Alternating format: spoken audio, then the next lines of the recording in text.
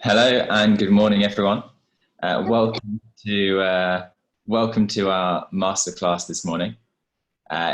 Today's topic is economics, and I'm going to be taking you through a real life example. We're going to be focusing today on how you can really make sure that you get full marks in every question that you answer. Now, welcome to everyone on Zoom. Welcome to everyone on our other platforms. It looks like everyone can hear and see. Now, there's chat functionality in all of the platforms that we're broadcasting to this morning. If you have any questions throughout the live broadcast, I won't be able to check every app as I'm going, but if you put any questions in the chat, I'll make sure that I have a few minutes at the end to come back to any questions that you might have. So without further ado, I'm going to get going.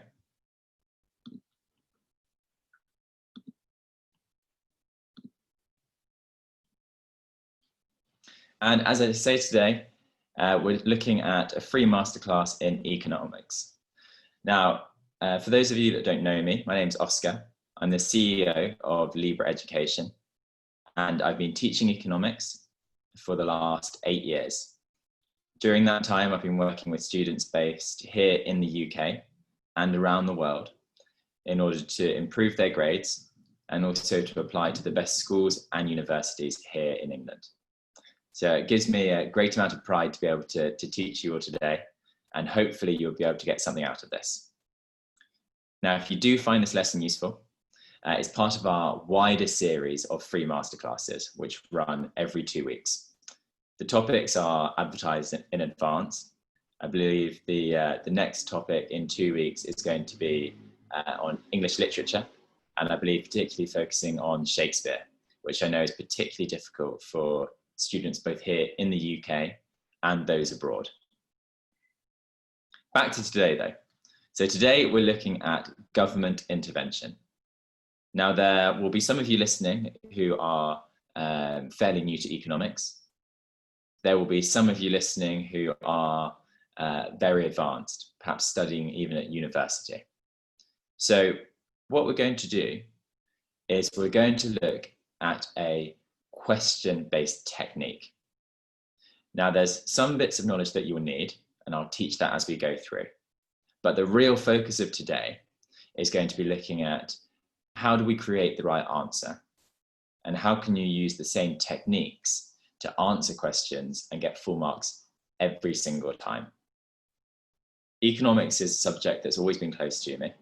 It's got a lot of different applications in the real world, but in this GCSE or A-level or IB, they're all relatively formulaic. And I know that by focusing on a few simple techniques today, it will take you a big step closer to getting full marks in your essay questions every time.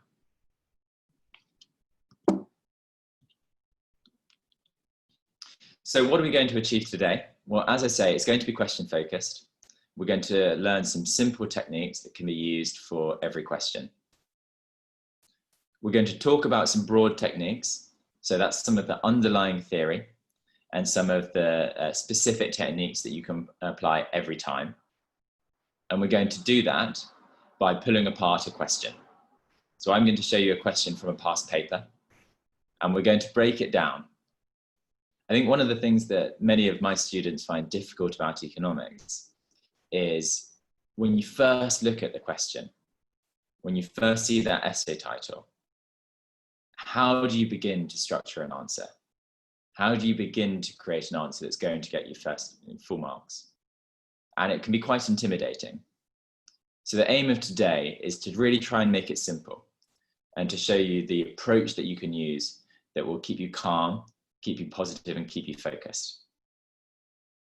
The final thing we're going to do is we're going to focus on the value add. As I said, we're aiming to get full marks in every question.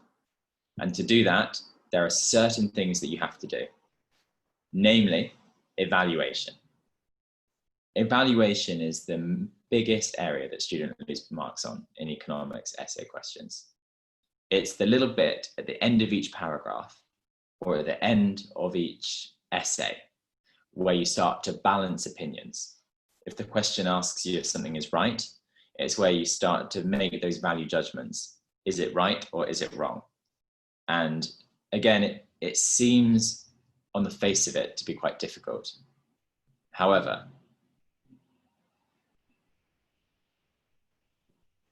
sorry, that was someone else joining our meeting on another app. So yes, let's move on at this stage.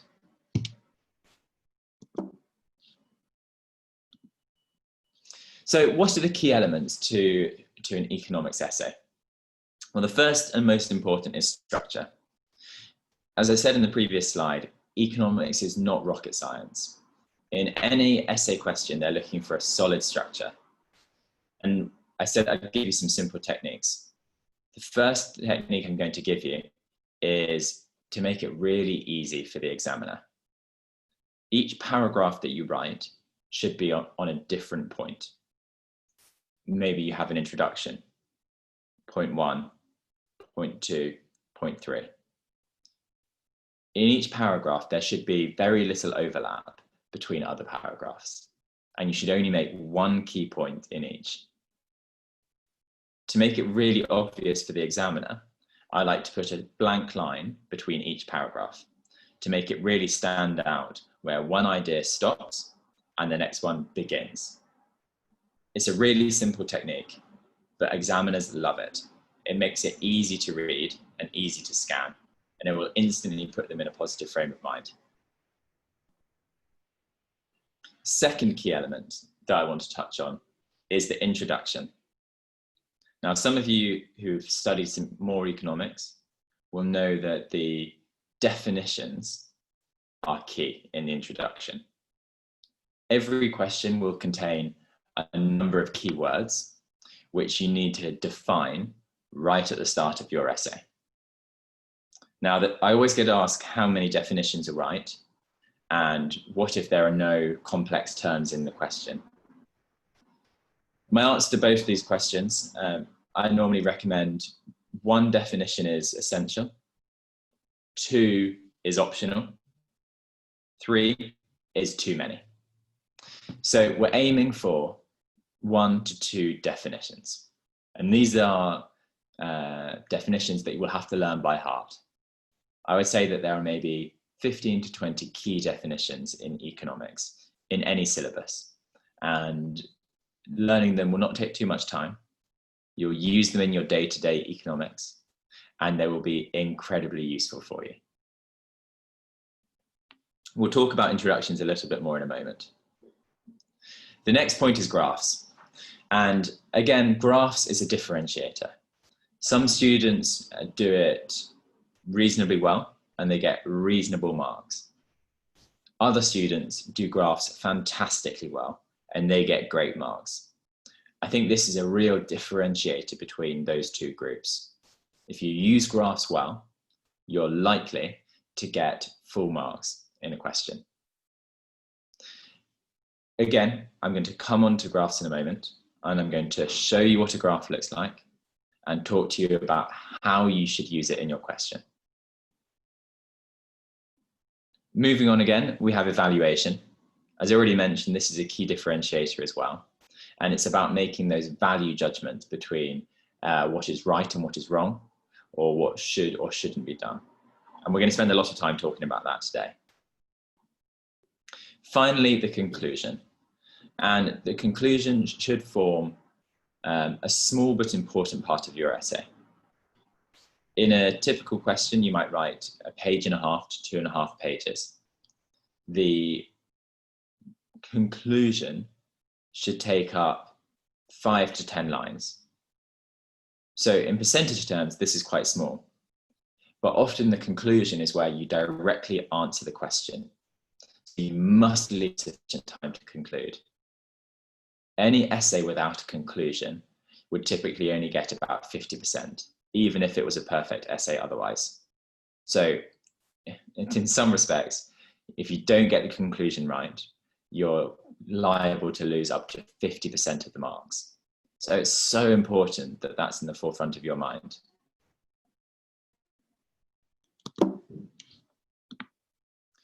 So let's look at a question. I think looking at a question is important because it helps to put everything that we're talking about into context. So this is a question pulled from a 2019 paper. So it's very recent. And it's the exact sort of question that some of you will be sitting next year, some of you in several years. It's taken from an A-level paper, but it's the sort of question you could expect to see in IB, in GCSE, or even at university. I didn't mention at the start, but I studied economics at both Eton College and the University of Cambridge. And these sorts of questions appeared throughout my entire educational career. So the question says, should the UK government have an active role in agriculture? And if so, what policies should it implement? Use the extracts and your knowledge of economics to assess to what extent, if at all, the UK government should intervene in the agricultural sector. Now, I know there will be some of you sitting there looking at this question with a blank face. There's 7 lines of information there, and you're expected to write an essay. So the first thing we're going to do is we're going to break this question down. And I'm going to start at the end with the agricultural sector. What we mean by the agricultural sector is anything to do with farming, whether that's vegetables, fruit, meat, or cotton and wool for clothing. Anything to do with growing is the agricultural sector.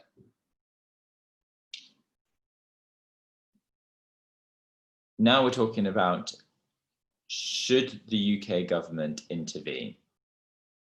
Now, what do we mean by should the government intervene? Well, effectively, we mean anything where the government is taking an action. Government intervention is the focus of this question. Governments intervene in the markets where they see an issue, and they can do so in a number of ways. For example, any sort of regulation and rules is government intervention. For the agricultural sector, this might be saying that you can't harm animals. When the government writes a law and says that you can't cause harm to animals, that's a form of government intervention. They've seen a problem of animals suffering, and they've taken an action to stop the suffering. Another form of government intervention could be a subsidy. A subsidy is a payment made from the government to a producer. It's given for every unit of production made. So let's take an example right here. The government could decide to subsidize phones, and that for every phone that is made, it would give Apple, in this case, £2 to help them produce it. We'll talk about why they might do that in a moment, but that's another form of government intervention. It thinks that the costs of producing something are too high. It gives money for every unit of production, and it looks to achieve a better result in the economy because of it. The penultimate thing I want to look at here is really key, and it's assess to what extent, if at all, the government should intervene.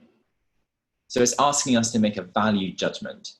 Do we think the government should take any action here? And if they should, what should they do?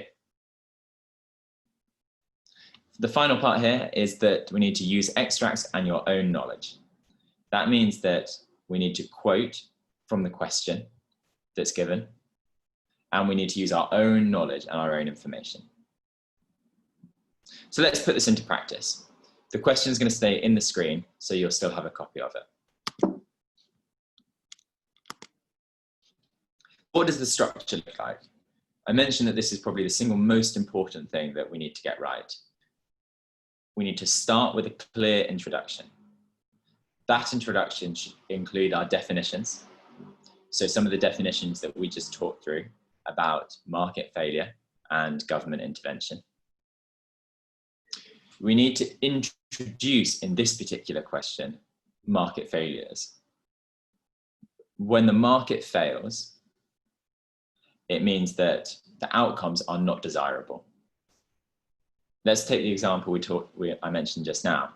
If there are farmers who are being cruel to animals because it's the cheapest way to farm chickens, as a society, we think this isn't right.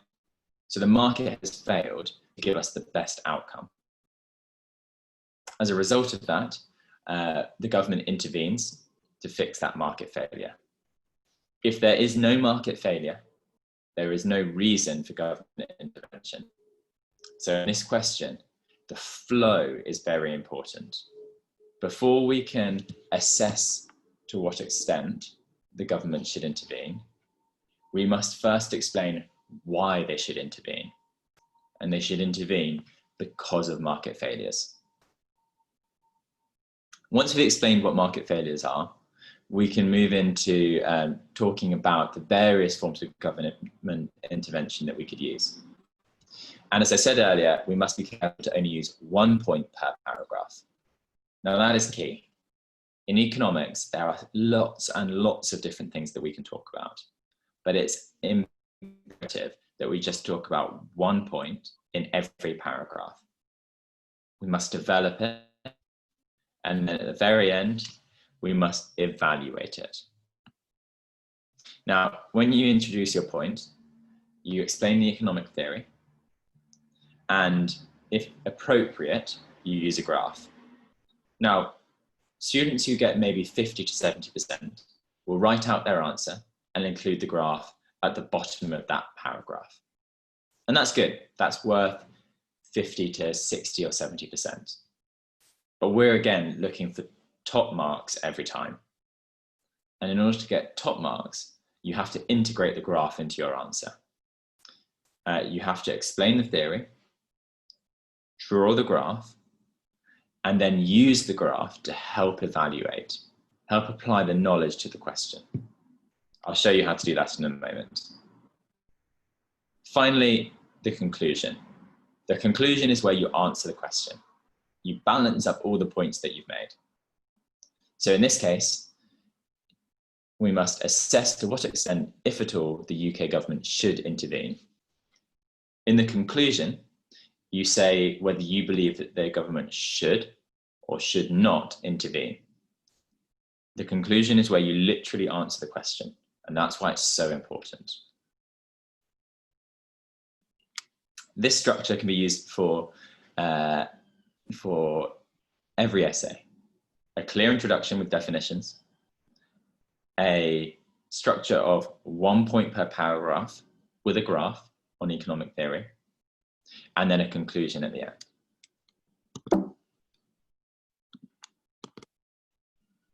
So what are the key points? There is some economic theory that we need to know. Many of you will already know this, and I'm just going to touch on some of the key points here. First, food is a merit good. What do I mean by that? Well, a merit good is something that we decide, or the government decides, is under-consumed. And we say that food is a merit good. Now, really, when we say that food is a merit good, we say that there is a risk that it would be under-consumed.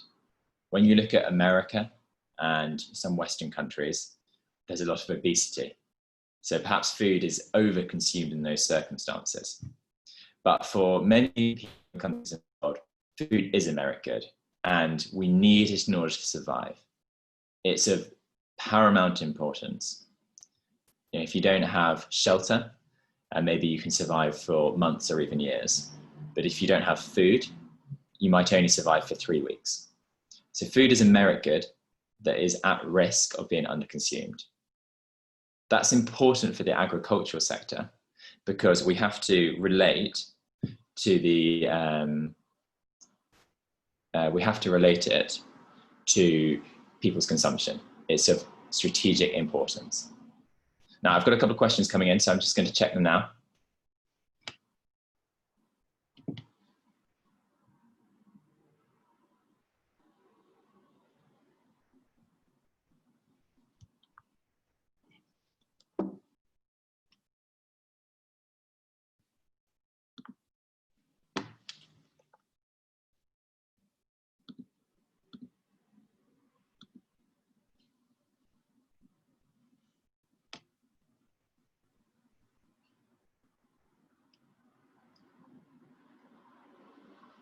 Perfect. Okay, so a couple of questions that that I picked up there.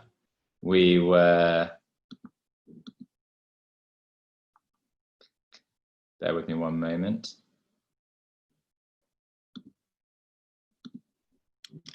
So a couple of questions we're picking up there is around why food is a merit good and when there is things like obesity. Now, as I say, the key thing to think about here is that there's a risk that it's underconsumed. Food has to be available for all. You wouldn't want one person going hungry in a country. Equality, our next point. So in terms of equality, access to food for all is key. Again, you can't have one person going hungry or one group going hungry. It has to be fair access to all. Now, in terms of the intervention, first possible sort of government intervention we could see is environmental regulation. It protects the environment, but it may be costly for farmers. So in terms of regulation, what could we be talking about? Well, we could be talking about protection of animal rights and animal cruelty. We could also be talking about not using chemicals on the land. Chemicals might help plants to grow quickly, animals to grow quickly, but there may be severe consequences if all the farmers are using it. It might poison the land over 10 to 15 years. In this way, we can see that what's good for an individual, what's good for an individual farmer might be bad for the economy on the whole. And the government might choose to intervene to stop that taking place. Now, sorry about that.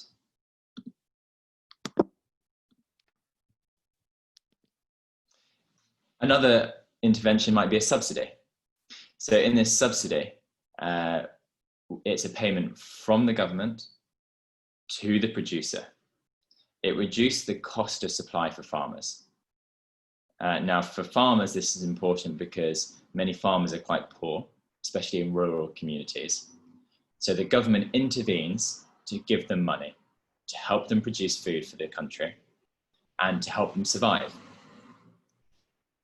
A big benefit to this is it may also reduce costs for consumers.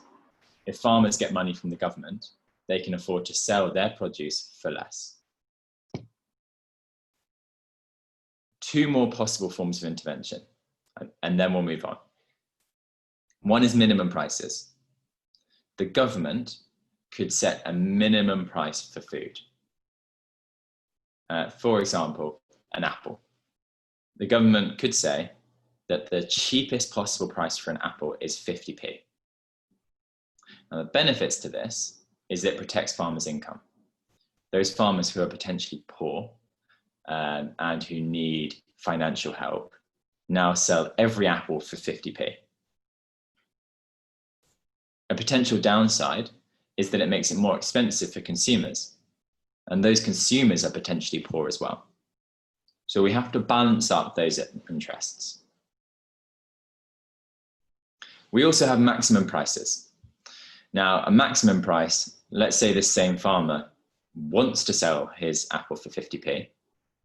The government says that he can own it for 30p.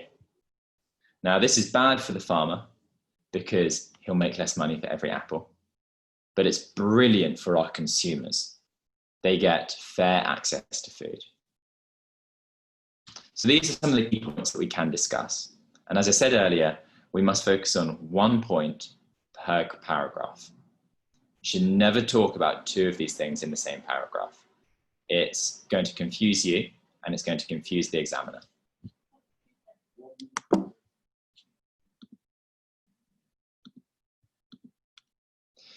So in our introduction and definition, as I said earlier, we need to use at least 1 definition, possibly 2.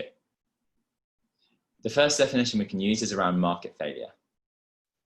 As you can see here, market failure happens when the price mechanism fails to allocate scarce resources efficiently.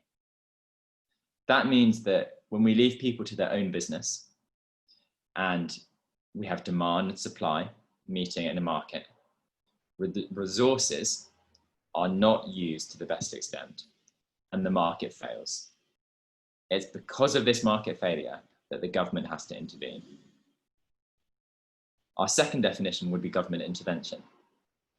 Government intervention is regulatory action taken by government that seeks to change the decisions made by individuals. Anything that the government does that changes how individuals make decisions would be government intervention. So how do we take these definitions and put it into the perfect introduction? Well, let's have a look at one now. So you can see that the first part of this paragraph is the exact same as one of our definitions. Government intervention is regulatory action taken by government that seeks to change the decisions made by individuals, groups, and organizations about social and economic matters. That can go right at the top. It's the first thing that examiners are looking for. If you include a definition, you tick the box and you get the marks. The next thing you need to do in your introduction is you need to make it very clear what your argument will be. You should answer the question in the introduction as well as the conclusion. It means that the examiner knows exactly what you're going to be arguing and exactly what to expect in your essay. It makes their life very, very simple and easy. And this applies to GCSE, A-level, IB, pre-U, undergraduate and master's studies. You always want to know what the argument will be. So in this essay, I will examine the issues with the market for agriculture in the UK and the extent to which the government could correct these market failures by intervening. I will argue that government intervention is needed in some cases, but there are several factors such as cost and government failure that must be considered. When the examiner reads this, they know exactly what you're going to argue, and they know that you're going to answer the question. You've probably already got 30% of the marks by this point, no matter what else you write. So after the introduction, and after you've explained government market failure, we need to start to get into one of our main points. And I'm going to explain one point today, and that's the subsidy. Now, when you get into writing about a point, the first thing you need to do in words is explain the economic theory behind the point. So for a subsidy, you could write something like, the government in the UK may choose to intervene in the agricultural sector by paying a subsidy to farmers. This would reduce their costs and therefore protect farmers' incomes. This is potentially a cost saving that they could pass on to consumers. And that's it. That's all you would need to write. Something very simple and straightforward that clearly explains what a subsidy is and applies it to this question. Now, after that is the perfect time to use a graph, because in economics, almost every section has a graph that you can use. And here we see it in front of us today for this question. So we see price on the left and we see Q on the right. Now, price is obvious. We have, let's use an apple again, a price of an apple at 30p, 22p, and 16p. Q is the quantity. How many apples get sold at that price?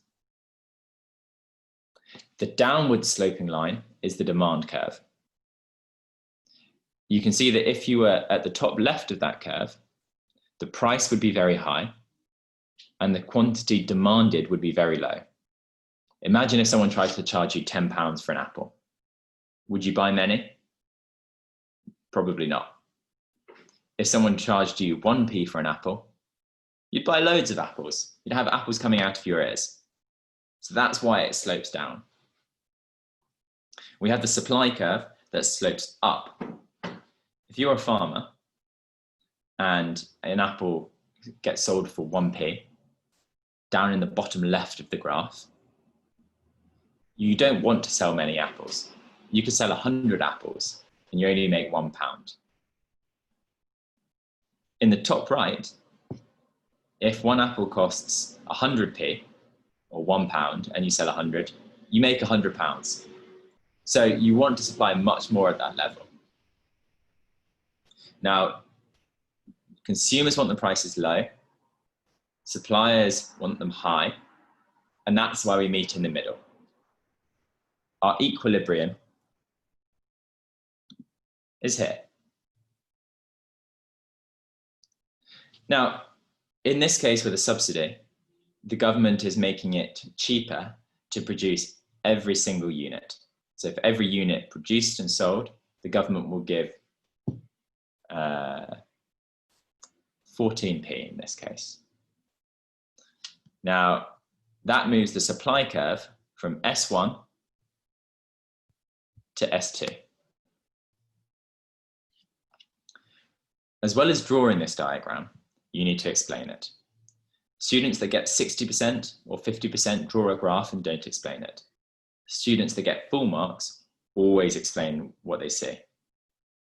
What you would write here is, as you can see from the diagram, when the government intervenes by placing a subsidy in the UK agricultural sector, the supply curve moves from S1 to S2.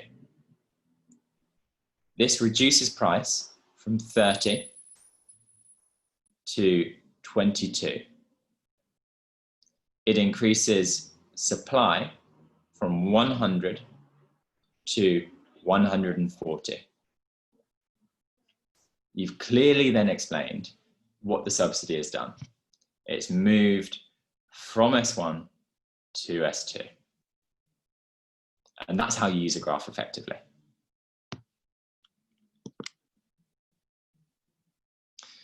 Now, this is another key point. Let's keep talking about that subsidy. After we've explained the theory, after we've included the graph, we then have to evaluate. And first, we're going to talk about the benefits. Why do we talk about the benefits first? Because in this case, if there were no benefits, we wouldn't mention it. The only reason we're talking about it is because we're arguing that the government should intervene.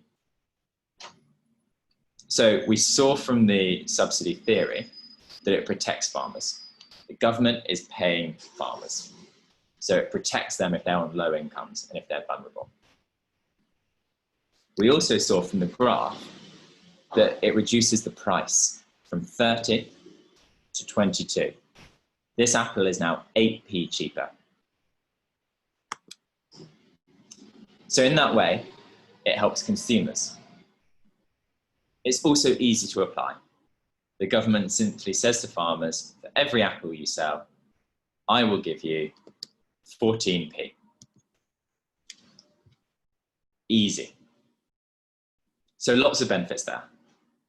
What about the downsides? Well, obviously the downsides are that there is a cost to government. For every 14p that it gives to farmers, it cannot do something else with it. For example, if you add all those 14p's together, maybe they could hire another doctor.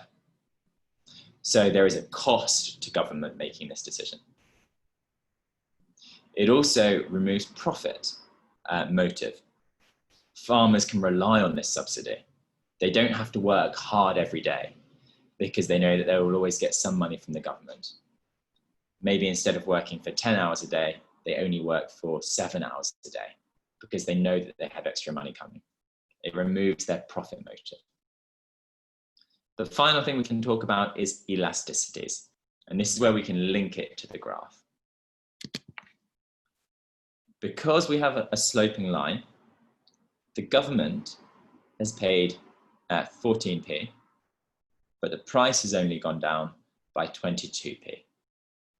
So this means that if you're subsidizing production in order to make it cheaper for consumers, then not all of the price will be passed on. So this is a good policy for farmers, but not necessarily so good for consumers.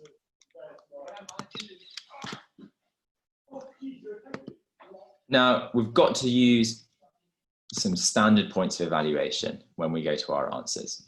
And today's session is all about giving you techniques that you can use for many, many different types of question. The first one is elasticities, and that links to the graph. Now, if something is elastic, it means when the price changes, the quantity demanded changes more than proportionally. Now, I'm not going to dwell on this point, but I want you to know that when you're evaluating, elasticities is one of the easiest and most important ways that you can evaluate. You can use your graph to explain how much a price might change when we change demand or supply. Time periods are also key. They're often overlooked, and they are on the exam board's checklist of easy pieces of evaluation. So we're talking about short run or long run. For example, a subsidy is a great short run policy. As soon as it's announced, every apple that our farmer sells, he gets an extra 14p, like that. It has a short run effect. There's more money in the farmer's pocket, and he can then be richer. He can afford education, healthcare, his own food. In contrast, we have a long run policy. So something that takes a lot longer to have an effect. This might be environmental regulation. If people stop putting chemicals into the ground today, we might not see any of the benefits for 15 to 20 years. So it's a long run policy. Now, how you use that depends on the question. If you need an impact now, you need a short run policy. If you need it in the future, it's long run. The final piece of go-to evaluation is equality. Does one group benefit more than another? Again, this is often overlooked by students, but it's a key point that can help you get full marks. Often in economics, we want to try and reduce the gap between the richest and the poorest. Any policy that favors the rich is not going to be a positive one. Any policy that reduces the gap is going to be looked at as good. Now, I'm conscious of time, so I'm going to move on here. And we're going to go to the conclusion. So we've sweated for half an hour writing this question. If we don't get the conclusion right, then we cannot get full marks. First thing you should do when you write your conclusion is look back at the question, which has been hovering here the whole time. Sometimes when we write essays, we go off topic. We write about something that we were interested in, but we forget to answer the question. Now that's never great, but we can solve a lot of it by focusing on the conclusion and by answering the question here. Should the government intervene? To what extent, if at all, the UK government should intervene? And it should be a repetition of our introduction. Remember how we said what we would do in the introduction?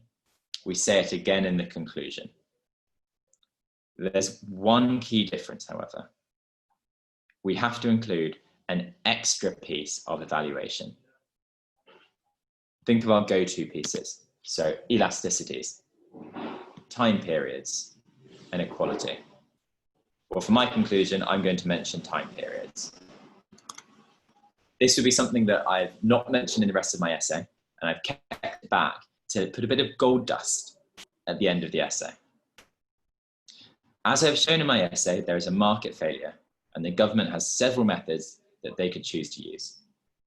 Whilst the various costs and risks associated with these options seem overwhelmingly stacked in favour of intervening, the case becomes stronger when we think about the long-run risks of not intervening. So here we're talking about the long run. Whilst food security is not a day-to-day issue, another pandemic could shut down global trade and lead us reliant on domestic supplies. Additionally, the true environmental impacts of food farming practices will only truly be felt after many years of making action, now all the more important. So what we're doing here is we're saying that because of that evaluation point, long run risks of not intervening means that we should intervene as a government. So that brings us to the end of our masterclass today.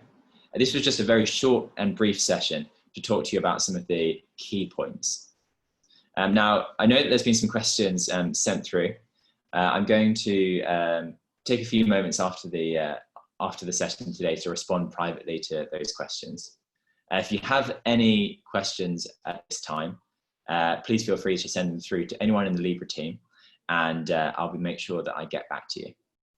This recording is going to be made available along with our other free seminar series, alongside the presentation. So you can go through this again in your own time. Now, if you'd like any further support on economics, we're happy to carry out a free assessment with you to look at some of your work and tell you the kind of level that you're working at the moment.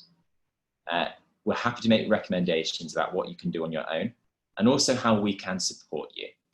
If you would like some economics coaching or coaching in another subject, simply get in contact with the team.